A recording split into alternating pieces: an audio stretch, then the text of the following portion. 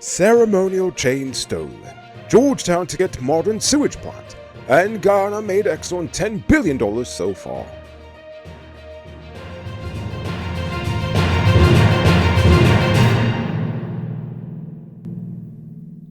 I'm Rico Bulford, and this is Uncut News. Do you see news happening? Send us a tip on WhatsApp at 592-659-6151. The mayoral chain of New Amsterdam has been missing for several years, but this has only come to light after the newly elected mayor was sworn in earlier last month. Former Mayor Winifred Haywood was the last mayor seen wearing the chain in 2018. The chain is referred to as the livery collar, or civic regalia, and is kept in a vault with multiple people having access to it. An investigation was conducted by the police in 2020, but no further details were provided.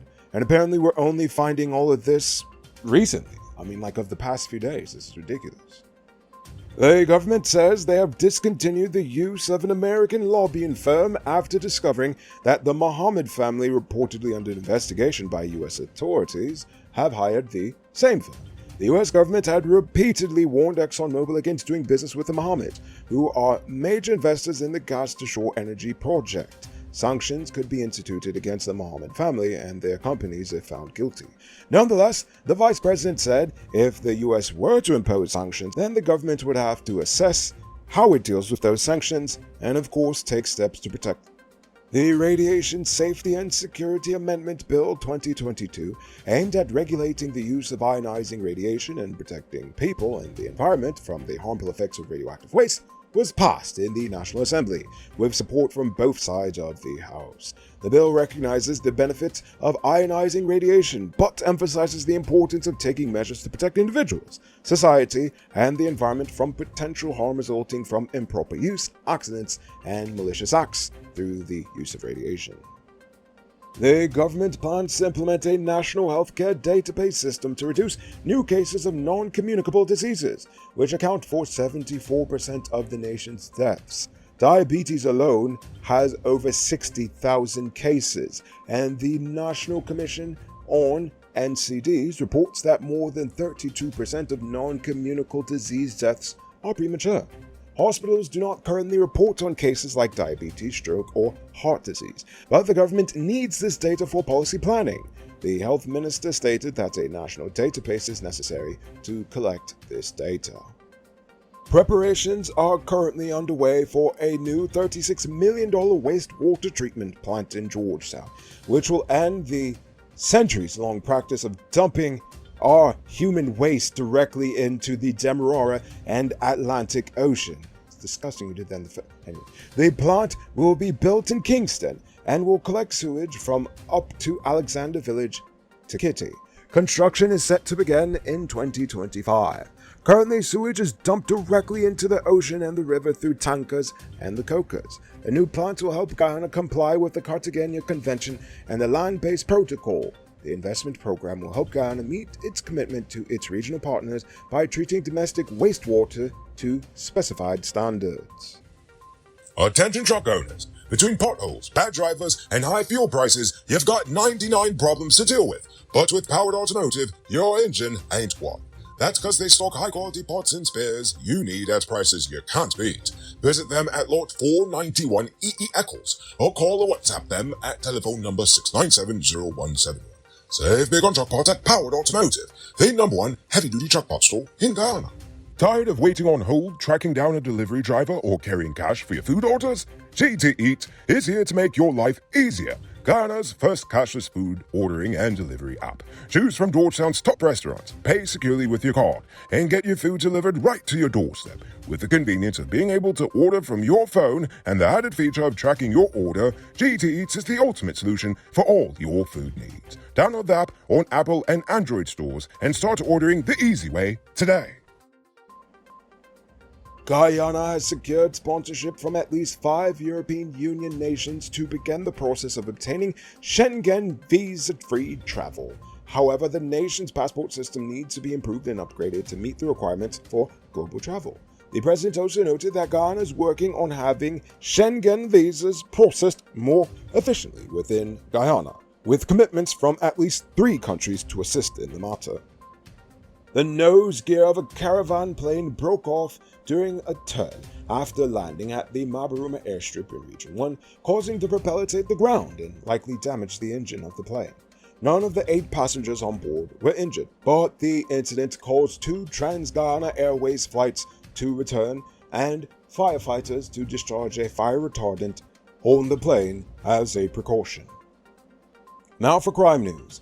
A 22-year-old nurse and her 25-year-old husband were charged today for stealing 208 ounces of raw gold worth over 76 million Ghana dollars. Anjali Singh Mangal and Rohan Mangal are accused of stealing the raw gold belonging to Deepak Prasad between the 1st of September 2022 and July the 19th, 2023 at Sandy Bab Street in Kitty, Georgetown. The two pleaded not guilty to the charge. The court set bail at $1.5 million each. The matter was adjourned to August the 14th. Businessman Gavin Blackman's drug trafficking charge was dismissed today due to a lack of evidence. Blackman was charged by Kanu in May of 2018 for trafficking 1.8 kilograms of cocaine. Kanu alleged that Blackman was under surveillance and was seen collecting and transporting a black plastic bag containing the narcotics, which he then supposedly threw into a house before being arrested. However, the magistrate ruled that there was not enough evidence to link the bag found with the cocaine to Blackman. A Chinese businessman was robbed of $6 million by 3 masked gunmen who invaded his home in Diamond in the early hours of Saturday. The suspects gained entry by climbing onto the roof and cutting a hole before ransacking the victim's room and escaping with the cash. The victim and his wife were tied up but managed to free themselves and report the matter to the police. 2 sets of fingerprints were lifted from the DVR left behind by the suspects. 27 pounds of marijuana were discovered by Kanu in quarantine. The marijuana, worth $17 million, was found hidden in a clump of bushes at Crabwood Creek. Investigations are ongoing. However, they noted that in the first half of this year, Kanu seized over 1,500 pounds of marijuana and 30 pounds of cocaine. Now for today's oil update. ExxonMobil, Hess and Sinuk have recovered over $10 billion in investments from the Stabroek block, with the total expected to reach $18.5 billion by the end of the year. The partners can recover investments by taking up to 75% of annual production as cost oil barrels. The pace of investment recovery has drawn attention, with some calling for the government to publish cost recovery statements. But the vice president has rejected that idea.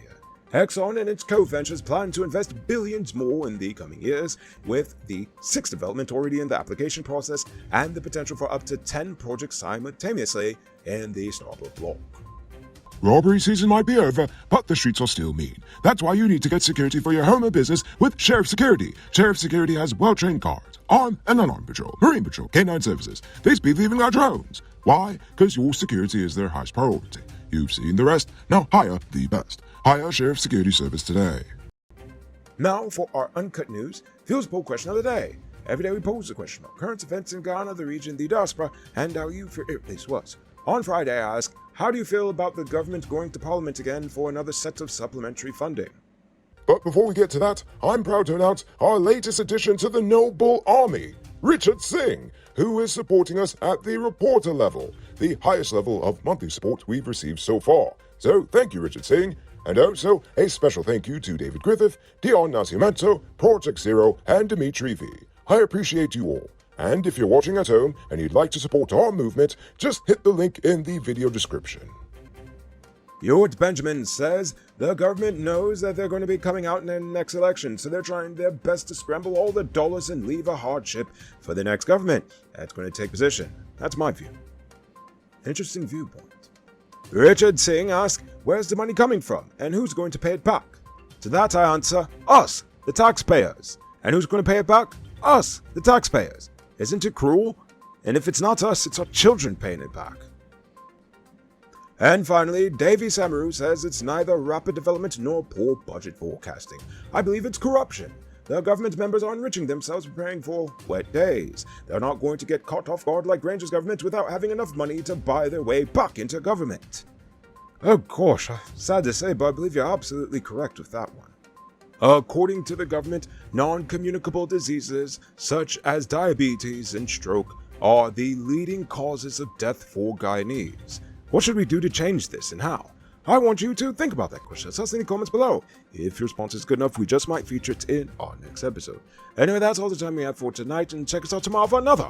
Until then, I'm Enrico Bulford saying good night, folks.